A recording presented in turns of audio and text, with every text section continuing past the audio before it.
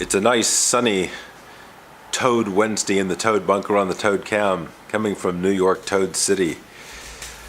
What's up? All right, we're going to do a little drilling down, I'm not sure if we would call this chunking down or going fine-grained. I have a sense that this is a specific example, so it's chunking down. We're going to be chunking down and using some of the concepts which I have put up before for your consideration. One is the concept of credibility. One is the idea of using the word realize. One is the idea of using the word understanding. How do we put them together into a package? Say you're going to do an induction. You're going to do a piece of work with somebody. The first thing you have to realize is that contrary to one of the great myths, one of the great fabrications of the NLP community, which is the unconscious is basically an indiscriminate receiver of information. This is the NLP dogma. That's not true. That's not true in my understanding. That's not how I see it. I think that the unconscious mind has a great sense of what is credible and non-credible information, especially if we go with Ian McGilchrist's idea that the unconscious mind is, in one sense of the word, and there are many possible senses of the unconscious mind, and no one has come up with one stable, unified definition of the unconscious. Nobody in NLP, nobody anywhere. It can mean many things to many people. So when people use the idea unconscious, the unconscious dogmatically, they are simply cobbling together some kind of ad hoc descriptor for the moment without really knowing what they're talking about. Very, very common problem. And that's a problem that we aim to solve when we use the truth, value, and granularity exercises that we're developing. So when you look at the granularity of the description, the unconscious, it's not very fine-grained. And it's one of these things that seem to kind of seem useful as almost a placeholder concept. It's something we just use, we call it the unconscious, we don't know what we're talking about. My model of the unconscious is the unconscious mind has a very strong credibility filter. When you say double these feelings or double them again or make them 1,000 or 100 times, the unconscious mind does not go with that. It doesn't believe it because you're giving it a non-credible suggestion. Credibility is just as important to your unconscious mind as it is to your conscious mind. Your unconscious mind knows the difference just like your conscious mind knows the difference. Your unconscious mind is smart. And that's a very good belief to have, I think. I think we have subtly built a very debilitating, damaging, screwed up, fucked up, typical of not thinking things too clearly, too well, thinking them through, not examining your premises when you say stuff and you just barf it out to the NLP community.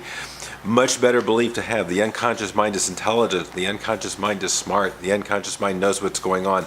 The unconscious mind knows the difference between something that is probable, plausible, and total bullshit. So, with that in mind, my little induction concept here. When you say you are going to change, something you are totally going to change, you might get a polarity response. Some people are polarity responders. Some people's unconscious minds are smart, but they're mismatchers. People have meta programs going on in their unconscious mind as well as their conscious mind. Conscious mind has its meta programs. Unconscious mind has its meta programs. The unconscious mind's meta programs might be different from the conscious mind's meta programs. This explains a lot about people. Why is it that some people are matchers on the conscious level and mismatchers on the unconscious level? Why are people toward on the conscious level and away from on the unconscious level, or away from on the conscious level and toward on the unconscious level? Because it could be if it's the right hemisphere, and the right hemisphere has its own independent seat of consciousness or partially independent seat of consciousness or autonomous zone of consciousness, it may be doing its own thing in its own way for its own reasons. And to say that it's just this dumb, simple computer receiver of information that just takes programming in and doesn't know the difference between a real limit and an imagined limit is stupid, fucking stupid. So, to get away from that kind of stupidity, we have to use more intelligent, hypnotic language that addresses the reality of the dual seat of consciousness model. And if you don't like it, too bad. Watch somebody else's Toad Cam. So what I'd prefer to do is this. I'd prefer to say, instead of you are changing in profound ways, and it's much easier. It goes in It goes in much better if you say your understanding is changing. Okay, so go from you are changing to your understanding is changing, because that puts much less burden on the receiver of the information that there's something perhaps flawed about them, there's something wrong about them, which is a very subtle implied statement. If you say you are totally changed, or you need to totally change, something about the totality of your being needs to change, suggests that there's something wrong with it. And people resist those kinds of suggestions.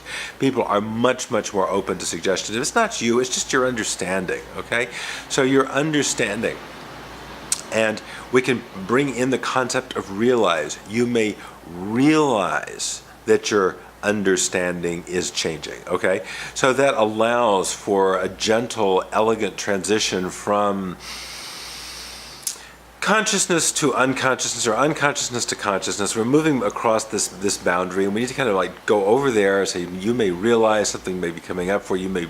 You may realize that your understanding is changing in ways that you may not be fully prepared for, and in ways that you may not be fully unprepared for. So think of that as a little string of hypnotic language, which contains double binds. It allows things to flow through the process of realization. It uses the idea of understanding.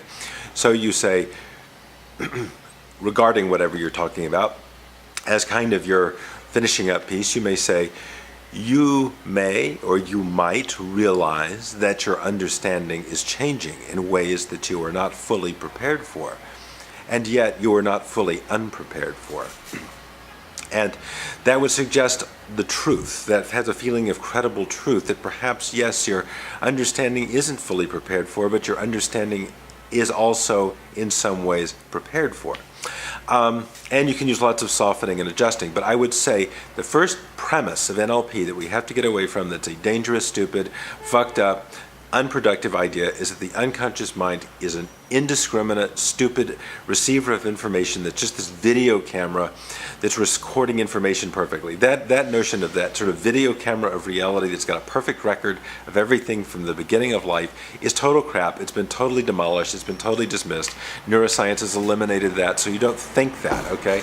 Well, you can think that. You may realize that your understanding of how the unconscious mind actually operates is changing in ways that you're not fully prepared for, and you may not be fully unprepared for either.